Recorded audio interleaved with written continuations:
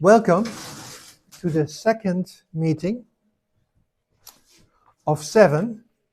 We are holding 7 meetings in a row on the words of Jesus.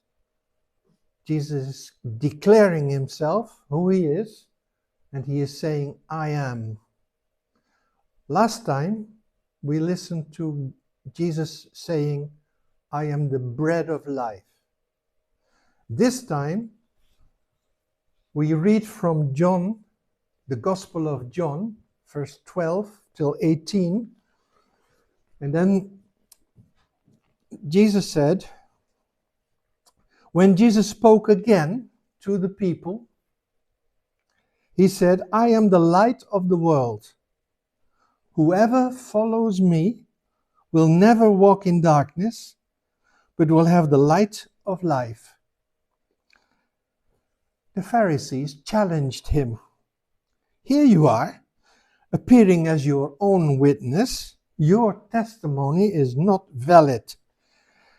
Jesus answered, even if I testify on my own behalf, my testimony is valid, for I know where I came from and where I am going.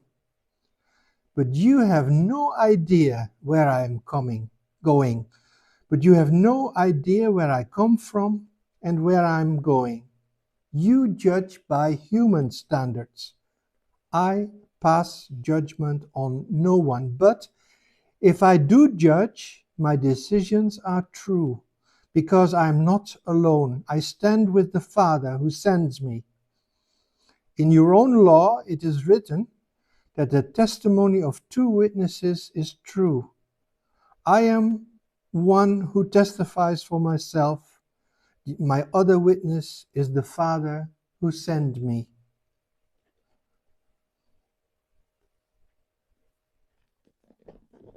Now,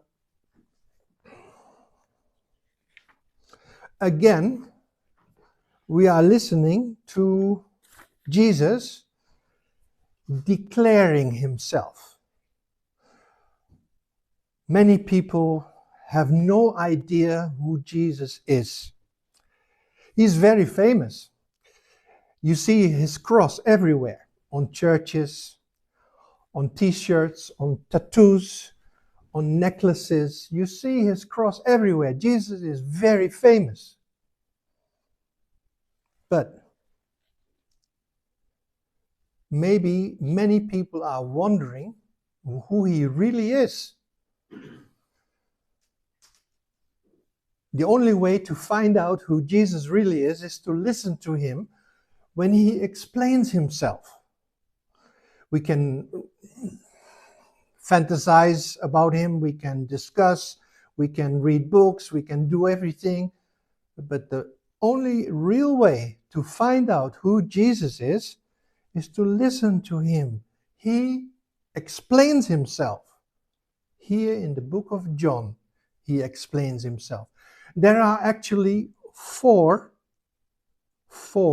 different accounts, historic accounts in the Bible telling about Jesus. There's the book of Matthew.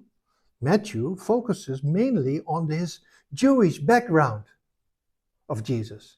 Then there's the book of Mark, focusing on the speed of the gospel. The gospel goes very fast into the whole world. That's the book of Mark. It's the shortest book, and it says again and again and again, it says, and now, and now, and now. The gospel is going into the whole world. And then there's the book of Luke, a Greek doctor, and he focuses on the reality of Jesus in the flesh. He is a human being. And you can see that Luke is a doctor because he makes the most accounts of miracles, people being healed, more than the other gospels. And then there's the book of John, and we read from the book of John. John focuses more on the heavenly aspect of Jesus. Jesus is the Son of God, and that's the book of John. John focuses on Jesus is God's Son. It's like a market square. Here in Bad Bentheim, the market square, and one evangelist, one writer of one of these accounts is on the one corner, and the other is on the other corner, and the other one is on the next corner, and John is on the other corner. And they are looking at what's happening on the market square in Bad Bentheim. There's a market, and there's all kinds of things going on. People are buying and selling and talking and playing, and there's a discussion there. And the one historic account and the other historic account, everyone has his own view on what's happening there. And God uses these 4 evangelists to write down the story of Jesus from a different angle. But it's the same story. It's the same event happening on the market square. And John focuses on Jesus coming from God more than the other Gospels. Yes, in the other Gospels there is also the words I am. But in John, there's more than 29 times in the Gospel of John that Jesus says, I am. So there are so many things happening around Jesus, and he's explaining so much about himself. We can only look at one aspect this afternoon. And Jesus says, I am the light of the world. Now that is something shocking. Is this man really saying again, I am? The people in the square and on the market are asking each other, is he again saying, I am?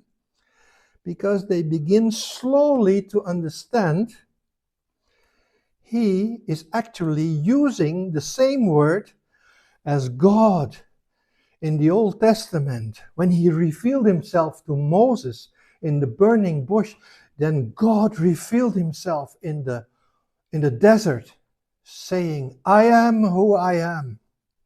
The powerful God who has brought the people of Israel from Egypt and in the direction of the promised land. I am, God says to Moses. And is this man here on this square today saying in the same way as God himself, I am? They don't dare to say anything. You can read it. They don't touch him. But the Pharisees, the religious of the time, they begin to think this is a dangerous person. We must get rid of him. This is going in the wrong direction. This man puts himself on the same level as God. That is blasphemy. You cannot do that. That is forbidden. In fact, this is the beginning of the story towards the cross. This is the beginning of the story towards Jesus' death. Because the people, the religious leaders, don't want to hear this man putting himself on the level of God himself. I am the light of the world, Jesus said. Now, we cannot imagine how powerful this sentence must have sounded at that time. It's not just I am, like God in the desert talking to Moses. It's also the light. Now, who is this light? What is the light? Yes, we're having a candle. That's a light. And we're having the sun, which is an enormous light. But Jesus is talking about more than the sun. Because we know and they know the sun was created by God. There's so many stars and so many planets in the universe, and there are so many suns.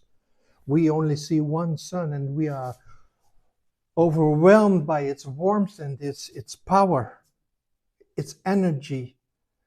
But God created it. And he created more suns like this. And Jesus says, I am the light. God himself.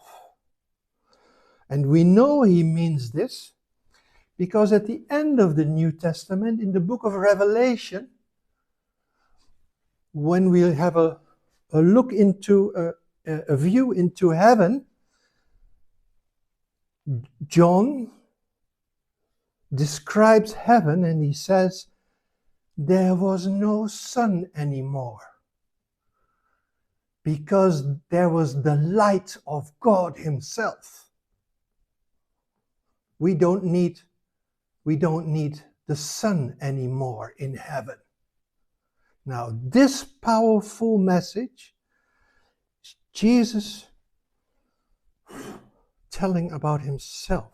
He is the light of the world. Now, that is incredible. That is shocking. That's enormous. You can't believe it.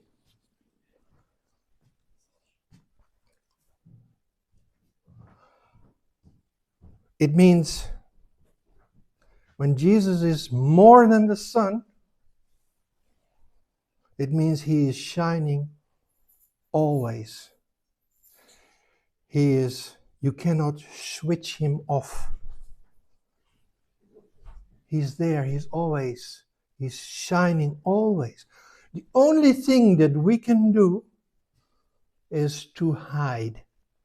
Because maybe you and I, sometimes, we don't want the light of God shining into our lives. Jesus says, if you follow me, you don't walk in the darkness anymore. And sometimes we, and I, probably you also, walk sometimes in the darkness. We are not perfect. We are sinners. We are human beings. But when Jesus' light is shining, he will point in my heart and say, listen, this is not right. You have to get rid of this because my light is pointing in your heart at this area in your house, in your heart, that should be clean again.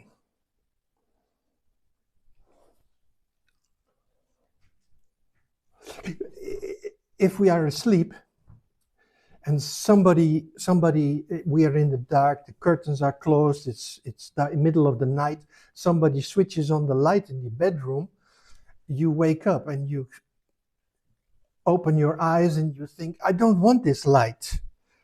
I go under the blankets again. I want to switch off that light. I don't like that light.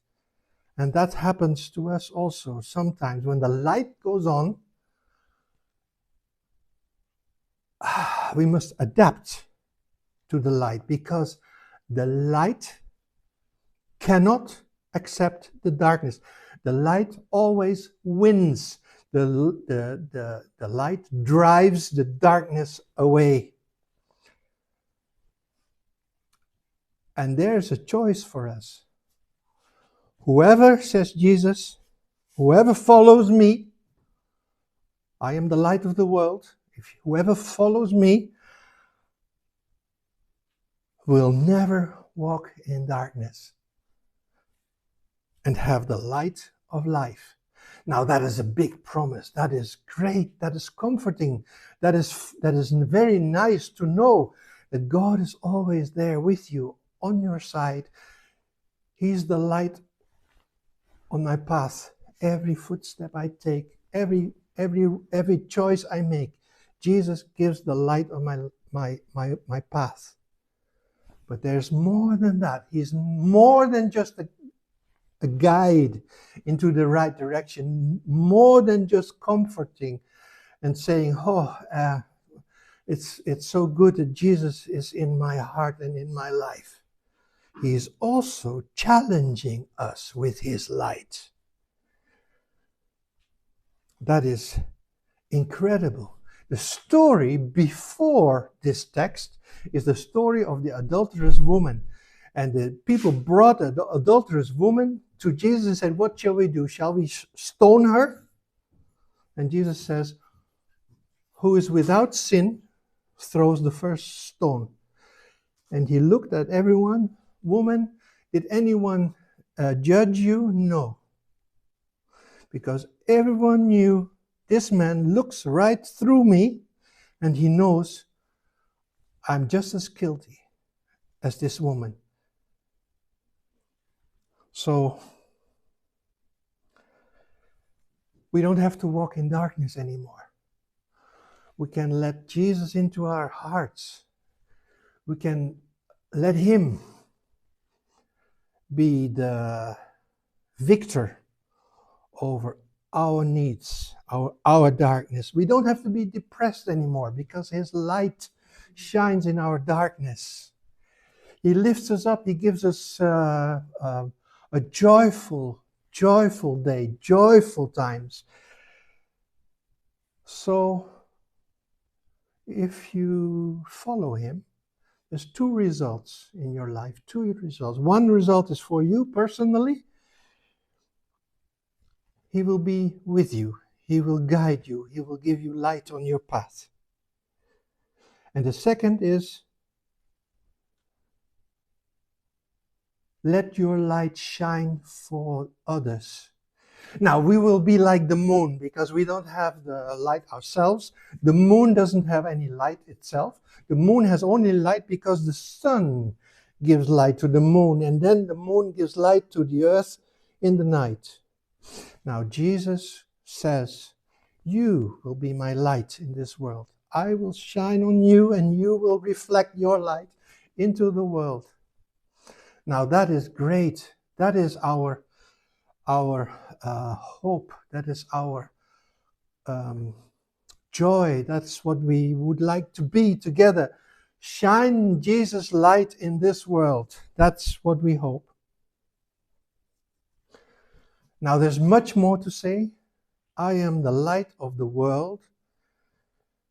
Everywhere. All the time. From 2,000 years ago to until the end of history. All the time, everywhere, Jesus is the light of the world. What a promise. What a power. What an authority. What a God we have. How great is Jesus when he says this? And how small did he become for us? Just one man. Just one person. God came in the flesh as one man on the market square somewhere in Israel. And he is saying, I am the light of the world. And people were looking at him. Are you looking at him? Are you questioning him? Are you not sure yet if you want this light in your life? I want to encourage you. Invite Jesus' light into your life. And you will be healed. You will be forgiven. You will be free. What a promise. What a big gospel. What a big word. I am the light of the world. Next time, we will listen to I am the door. That will be the third time. This is the second time of 7 messages on Jesus who explains himself.